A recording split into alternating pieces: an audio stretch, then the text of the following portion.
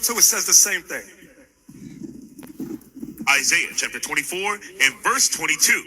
And they shall be gathered together as prisoners are gathered in the pit. So these prisoners gathered in the pit are the same ones in Revelation 20 and 7. No, they're not. Shalom, Israel. All praises, glory, and honor to Yahweh, Bahashem, Yahweh Shai, Bahashem, Rachak, Badash, double honor to the apostles and elders of Great Millstone who rule well.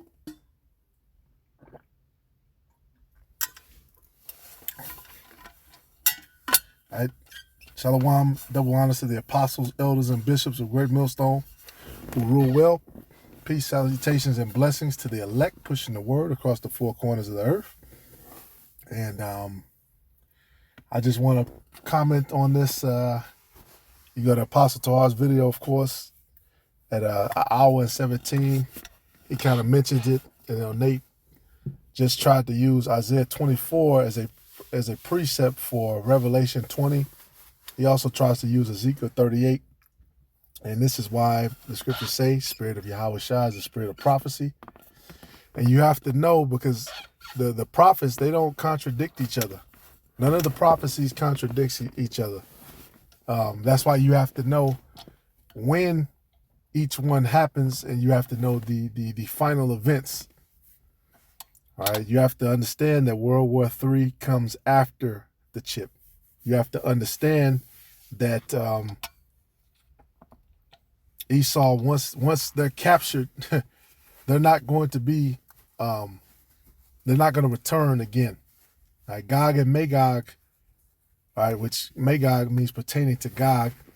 So as the apostle says, the Gogites, all right, aka the Russians, once they make their move, shit, they're going to get destroyed too. All right, the feet of the bear is the last leg of this particular empire, and it's not going to rise again. This is Revelation 20 and 7. And when the 1,000 years expire, Satan shall be loosed out of his prison and shall go out to deceive the nations which are in the four quarters of the earth, Gog and Magog, to gather them together to battle, the number of whom is as the sand of the sea. And basically all the global events that you see up to now have been for this particular final battle to happen, with Russia and these other nations fighting against NATO and the EU and the state of Israel. And that's what Ezekiel 38 and 39 is about, that final battle. All right, the final battle. In Revelation 20, it's a little tricky because it jumps. You know, we've been over this before a few times. You know, look up GMS, look up Revelation 20. It jumps around.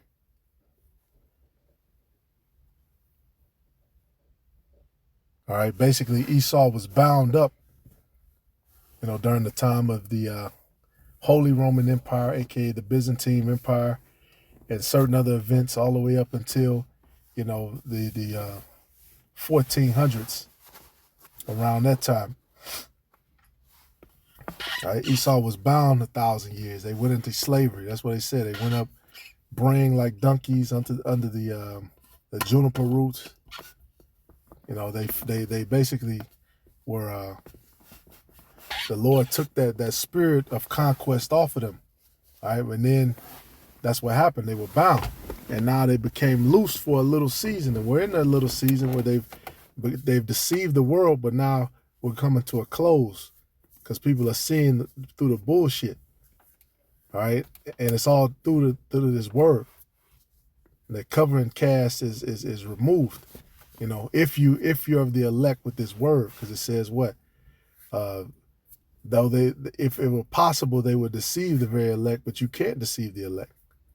And that goes for false prophets too. You can't break the scriptures down wrong and then expect it to stick. The spirit is always going to alert, you know, the elect, like, hold up, no, that's not correct.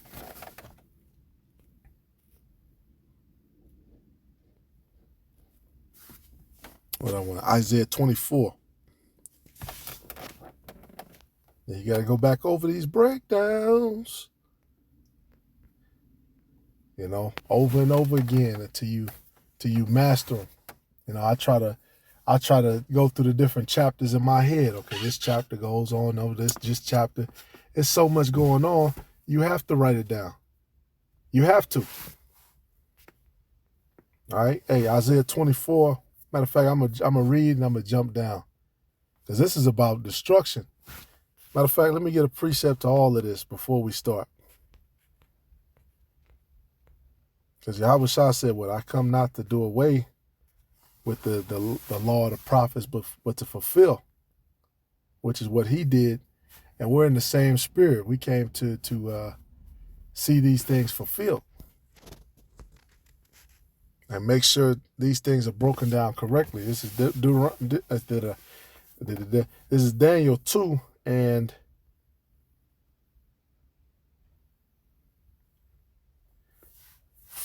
43, because this is the part of the statue that we're in. "And whereas thou sawest iron mixed with miry clay, the toes," right? The end, once again, there's those feet, those toes. "They shall mingle themselves with the seed of men, but they shall not cleave one to another, even as iron is not mixed with clay." You have weak nations and you have strong nations. That's a part of this beast system, this global system.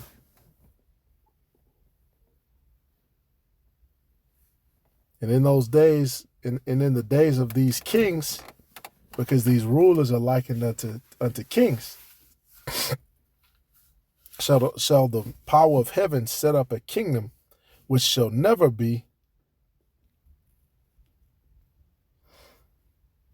destroyed, and the kingdom shall not be left to other people. All right. So after this kingdom, this NATO EU beast system that's diverse from the rest, it's going to be a kingdom that shall never be destroyed. Not after 1,000 years, East going to rise up and then take up. No. That's confusion and madness. It shall never be destroyed. But it say tribulation shall not rise up a second time. None shall make him afraid, and the kingdom shall not be left to other people, but it shall break in pieces and consume all these kingdoms, and it shall stand forever. So the kingdom of Israel is going to stand forever. And every other kingdom in the world going to be broken up. That's why we keep saying it. Russia don't have next. China don't have next. What's next is Israel under the elect. All right, how we have celestial, you know what I'm saying? You're going to have heaven on earth. You got these men come down with this in perfection, who can fly and do all these other spiritual powers, and then Esau is going to rise up again. Man, are you crazy?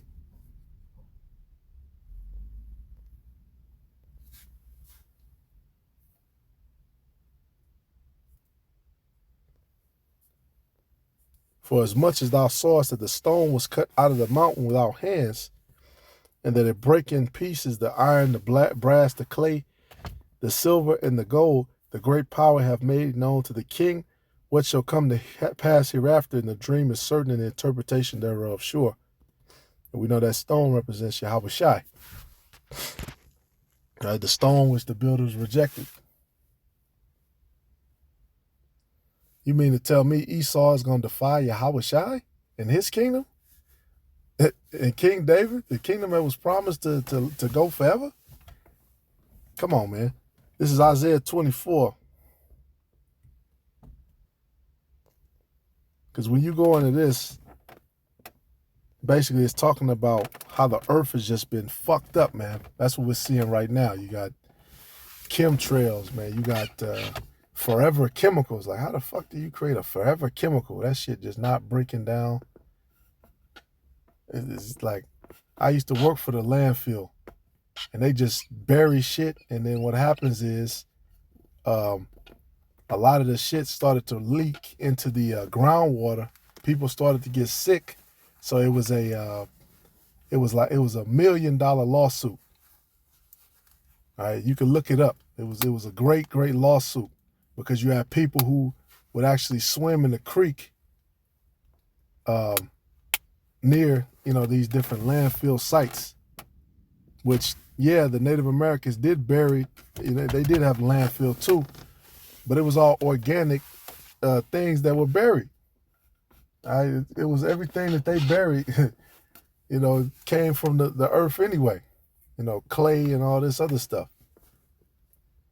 Esau buries radioactive shit that they created up in the lab, all kind of shit that takes hundreds of years to break down and poisons you in the meantime.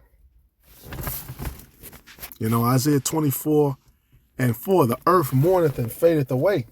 The world languisheth and fadeth away. The haughty people of the earth do languish. The earth also is defiled under the inhabitants thereof. All right, and it's defiled spiritually too, because you got what? Sodomites here, harlots here, bloodshed here. All right, the earth don't get a chance to renew itself with the food that people eat. Animals just falling over. Fuck, man. Because they have transgressed the laws, changed the ordinances, broken the everlasting covenant. Therefore hath the curse devoured the earth, and they that dwell therein are desolate. Therefore the inhabitants of the earth are burned, and few men left. The new wine mourn, and that's all they're talking about, is the destruction of Babylon. This is why this place has to be destroyed. All right, yeah, the new wine mourneth, the vine languisheth, all the merry-hearted do sigh. The mirth of Tabrish ceaseth, the noise of them that rejoice endeth, the joy of the harp ceaseth. They shall not drink wine with a song, strong drink shall be better to them that drink it. The city of confusion is broken down, every house is shut up, that no man may come in. That's what's going to happen to this place. We always bring that out, that they're going to look outside and see darkness. Every house shut up. This place is going to come to an end. What does it say? The daughters of music brought low. There's a crying for wine in the streets. All joy is darkened. The mirth of the land is gone. In the city is left desolation, and the gate is smitten with destruction. When thus it shall be in the midst of the land among the people, there shall be as the shaking of an olive tree and as the gleaning grapes when the vintage is done. And this is basically talking about the earth pre the missiles, because if you go to verse 19, it tells you the earth is utterly broken down, the earth is clean dissolved. This is why, because it was fucked up. It got to be burned. And this place has to be a memorial, never to be dwelled in again, as an example for what not to do. The earth is moved exceedingly. The earth shall reel to and fro like a drunkard, and shall be removed like a cottage, and the transgression thereof shall be heavy upon it, and it shall fall and not rise again. Right? And not rise again. Esau is going to fall and not rise again. And it shall come to pass in that day that the Lord shall punish the host of the high ones that are on earth. So the people in the highest positions, these Edomites, with these bunkers, with these silos, in high seats. What does it say? Woe unto them that seek to go on high. Basically while destruction is happening, that's what they're going to do. They're going to flee into the heights. They're going to flee into the depths of the sea and of the earth. And what's going to happen? The elect is going to find them. And the kings of the earth upon the earth. Right? The kings of the earth is going to be what? Bound. With fetters of fetters of iron, it says. And that they shall be gathered together as prisoners are gathered in the pit. This is Esau. They're going to be rounded up, and they shall be shut up in the prison, and after many days shall they be visited. What's this movie that the apostles always talk about with Forrest Whitaker and John Travolta, and they like giant, and then you got the Edomites, they like in the troglodyte form, and it shows basically the earth done been destroyed. That's the premise to basically this, which that movie, they say that's the worst movie of all time, but that movie, if you look at it from a spiritual eye, it just shows what happens to Esau in the end, which we know Travolta's an Israelite. You know, we ain't gonna be walking around with dreadlocks either, because they had dreadlocks, so they got that part wrong. But they was trying to, that's what they was trying to show. All right, then the moon shall be confounded and the sun ashamed when the Lord of hosts shall reign in Mount Zion. So we know the end of this is the kingdom of heaven. All right, the moon and the sun represent wisdom and knowledge. The Lord of hosts shall reign in Mount Zion, right? God shall dwell with us. And in Jerusalem and before his ancients gloriously.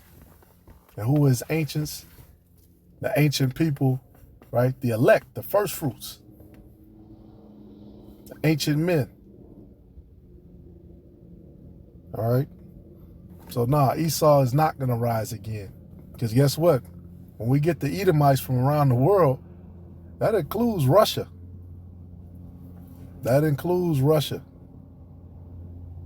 You know, we talk about Putin. Putin is set up to take down, you know, so we cheer it on. There's a division in their house. Hey, look, you know, with some of them Russians, a lot of them, you know, Jake is in there too. Jake is in the midst. And that's why the scriptures say what? Let the wheat and the tares grow together. You have a lot of people who might even be in a high position, but they look like an Edomite. Like in this movie Sinners, this chick that Michael B. Jordan was with, the so-called white chick, she was really Jake. You have a lot of them. All right, but Lord willing is edifying. Yeah, Esau's not going to rise again. And if you believe that, you really don't believe in the power of the Lord. Because that means Esau could defy the Lord with the blessing that he was given, the sword. He could defy the Lord. And the scriptures say what? Can the axe boast against his owner? Hell fucking no. All right, Jake is just in a beat down mindset, man. You just gotta embrace the truth. But Lord willing is edifying. All praises, glory, and honor to Yahweh Bahashem, Yahweh Shai. Shalom to the elect.